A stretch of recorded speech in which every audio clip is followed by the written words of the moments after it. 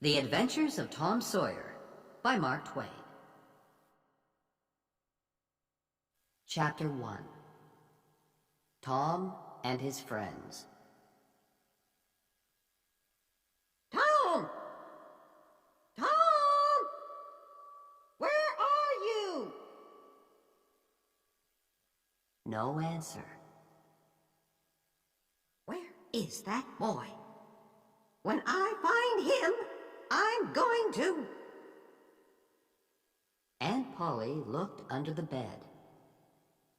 Then she opened the door and looked out into the garden. Tom! She heard something behind her. A small boy ran past, but Aunt Polly put out her hand and stopped him. Ah, there you are. And what's that in your pocket? Nothing, Aunt Polly. Nothing? It's an apple. I can see it. Now listen, Tom. Those apples are not for you. And Oh, Aunt Polly! Quick! Look behind you! So Aunt Polly looked, and Tom was out of the house in a second. She laughed quietly. Oh, I never learn.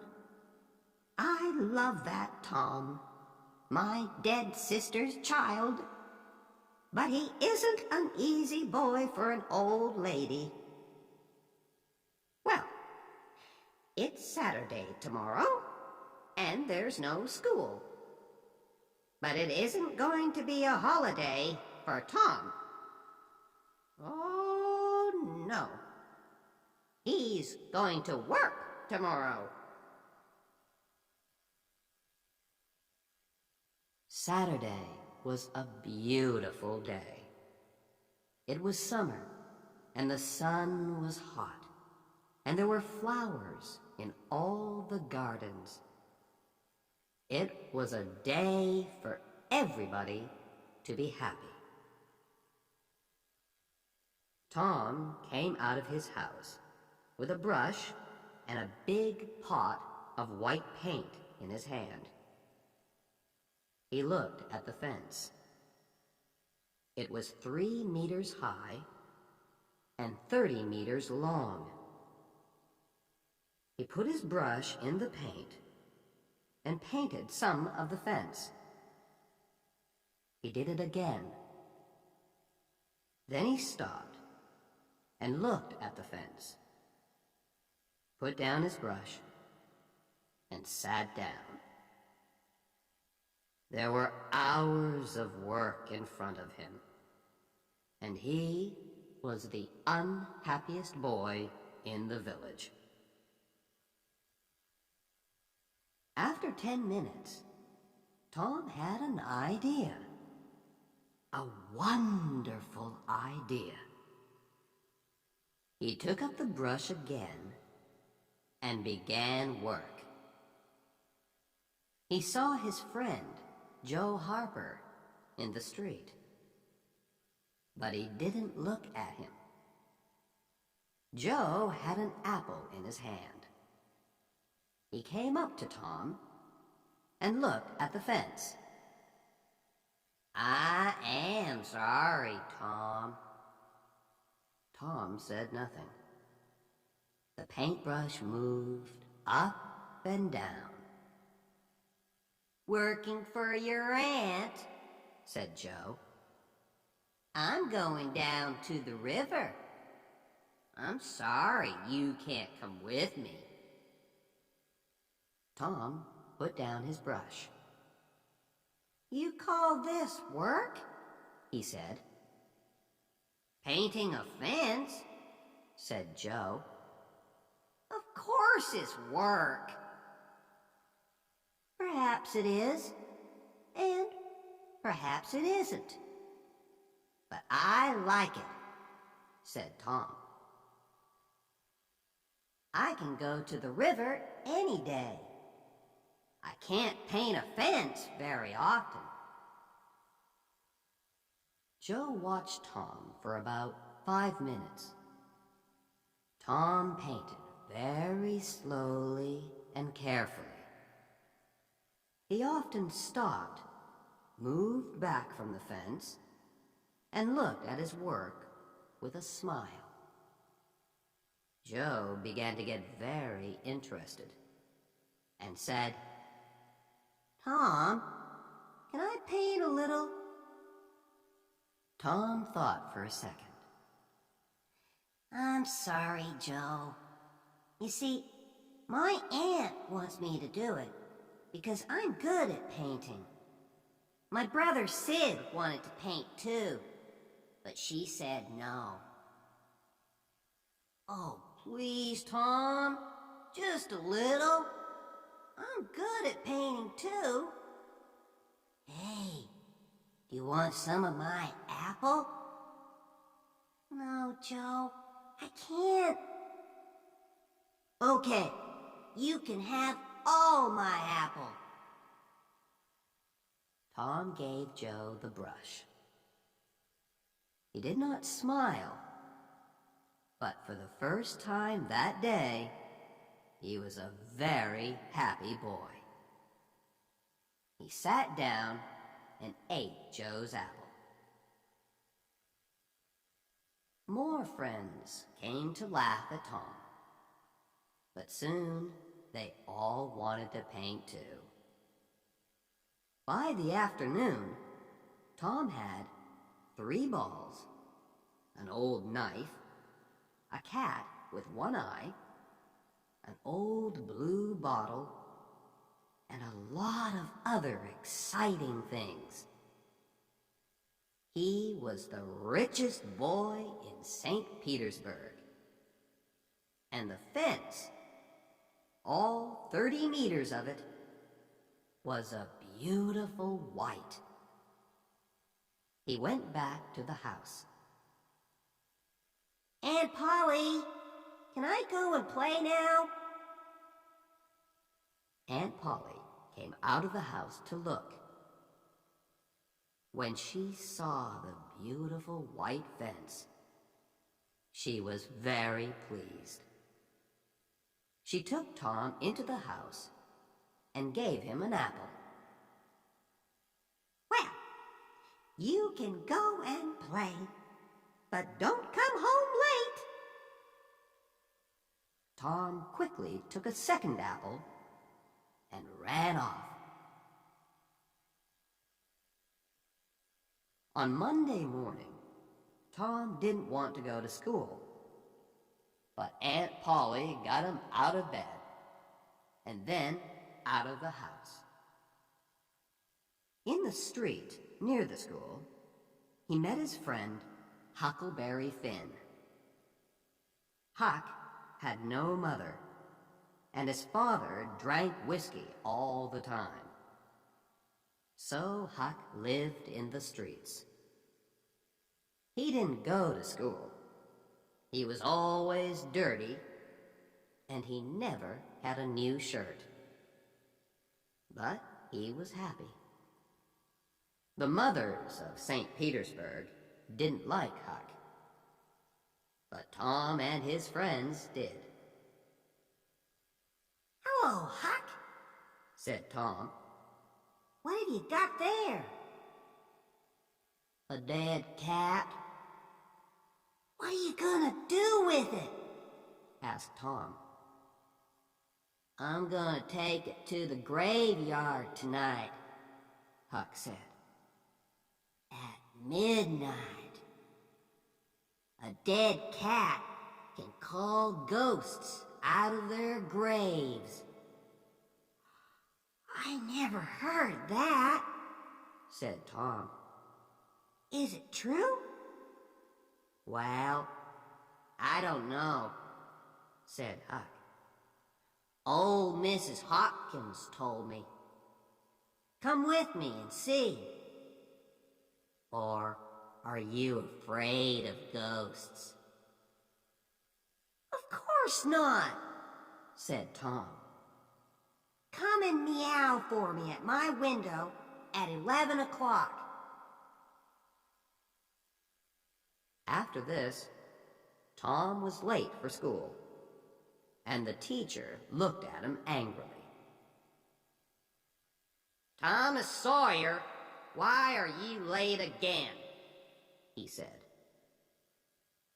Tom began to speak, and then stopped. There was a new girl in the schoolroom. A beautiful girl with blue eyes and long yellow hair. Tom looked and looked. Oh, how beautiful she was. And in 2 seconds, Tom was in love. He must sit next to her. But how? In the girls' half of the room, there was only one empty chair, and it was next to the new girl. Tom thought quickly, and then looked at the teacher. I stopped to talk with Huckleberry Finn, he said.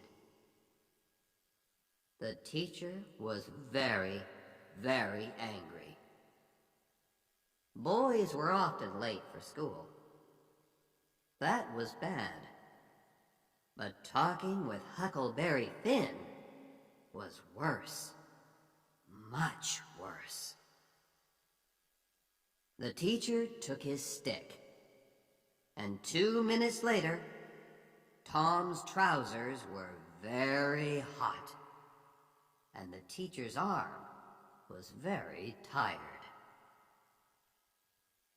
"Now, Tom Sawyer, you go and sit with the girls." Some of the children laughed. Tom walked to the chair next to the new girl, sat down, and opened his book. The other children began to work again. After 10 minutes, the girl looked up. There was an apple on the table in front of her. She put it back on Tom's half of the table.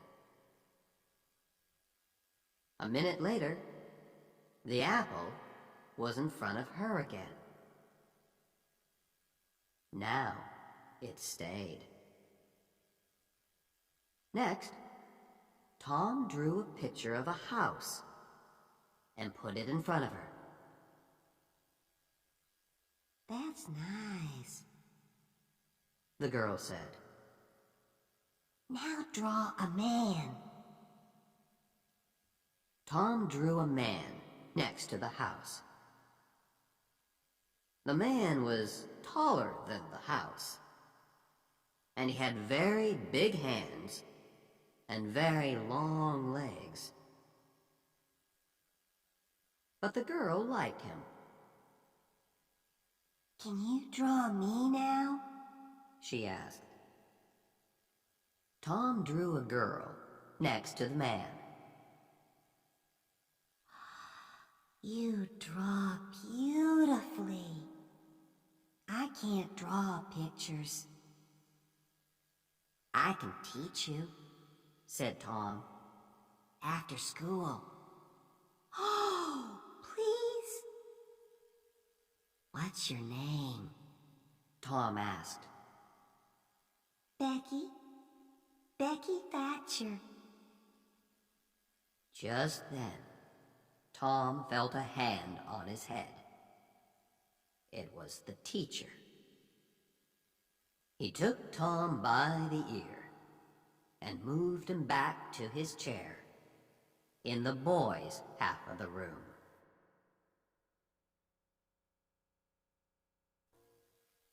Chapter 2. In the Graveyard. That night, Tom went to bed at 9:30. He waited for Huck's meow, and at 11 o'clock, it came. He climbed quietly out of the bedroom window, and then he and Huck walked out of the village with the dead cat. The graveyard was on a hill, about a mile from St. Petersburg. When the boys got there, they put the dead cat on a grave and sat down behind some trees. They watched and waited. It was very dark and very quiet. Do you see that new grave there? Whispered Huck. That's Hoss Williams' grave. He died last week. Perhaps he can hear us, Tom whispered back. Do you think he can, Huck? I don't know, but Shh! Oh, Tom, what is it? Shh! whispered Tom. I can see something. Look! Huck moved nearer to Tom. Ghosts, He said. 3 of them. They're coming here, Tom. Oh, let's go home. They can't see us. Tom whispered. Not here. Ghosts can see through trees, said Huck unhappily. They can see through everything. The ghosts moved quietly through the graveyard and came nearer to the trees. Huck and Tom watched, very afraid. Then, after a minute, Huck said, Tom, they're not ghosts. That's Muff Potter. So it is. And that's Injun Joe. And the other man is Dr. Robinson. What are they doing here? They're grave robbers, Tom. They're going to rob a grave. My father told me about it. The doctor wants a dead body, you see. He cuts it up because he wants to learn about... Shh, said Tom. they're getting near. The 3 men stopped at Hoss Williams' grave, and Injun Joe and Muff Potter began to dig. 10 minutes later, the grave was open. Now, Doctor, said Muff Potter. you want us to take the body to your house? That's $5 more. No, said the doctor. I gave you the money this morning. I'm not giving you any more. Now you listen to me, Doctor, said Injun Joe. I want that money. Do you remember a day, 5 years ago? I came to your house and asked for something to eat. And you gave me nothing. Nothing. So give me that money. He took the doctor's arm. But suddenly, the doctor hit him, and Injun Joe fell to the ground. Don't hit my friend! Cried Muff Potter. He jumped on the doctor, and the two men began to fight. It all happened very quickly, and the two boys watched with open mouths. Injun Joe got up. He had Muff Potter's knife in his hand now, and he moved behind the doctor. Then the doctor hit Muff Potter on the head. Muff fell to the ground. And at the same moment, the knife in Injun Joe's hand went into the doctor's back. The doctor fell to the ground on top of Muff Potter, and he did not move again. The two boys could watch no more. Very quietly, they moved away from the trees and then ran out of the graveyard and back to the village. Injun Joe stood by Hoss William's grave and looked down at the two men. Then he put the knife into Muff Potter's hand and sat down. 3, 4, 5 minutes went by. Potter moved a little and opened his eyes. What happened, Joe? He asked. "This is bad, Muff," said Joe. "Why did you kill him?" Muff looked at the doctor's dead body, then at the knife in his hand. Me? Did I kill him?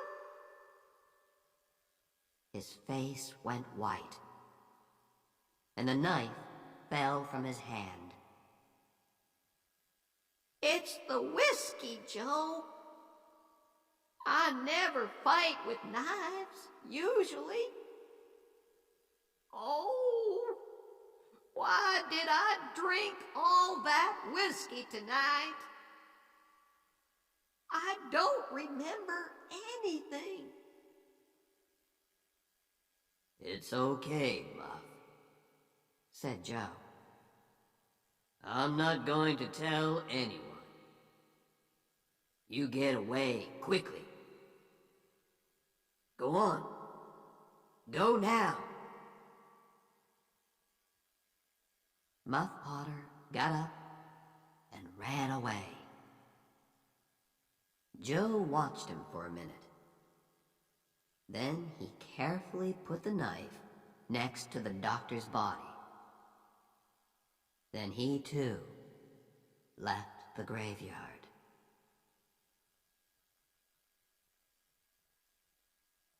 The next day, the sheriff's men found the doctor's body in the graveyard, and Muff Potter's knife. That night, Muff came to the graveyard to get his knife. But the sheriff's men were there, and they took Muff to St. Petersburg's little jail. And there Muff sat for 4 weeks and waited for his trial.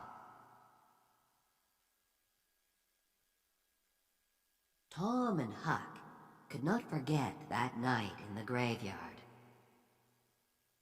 They were very unhappy and very afraid. What are we gonna do? said Tom. Muff Potter didn't kill the doctor. Injun Joe did. We saw him. I know, Huck said. but what can we do? We can't tell anyone. I'm afraid of Injun Joe. He's dangerous. And he's a killer. Do you want a knife in your back? Yes. I'm afraid of him too, Tom said. He thought for a minute. I'm sorry for Muff Potter. But you're right, Huck. We can't tell anyone about Injun Joe.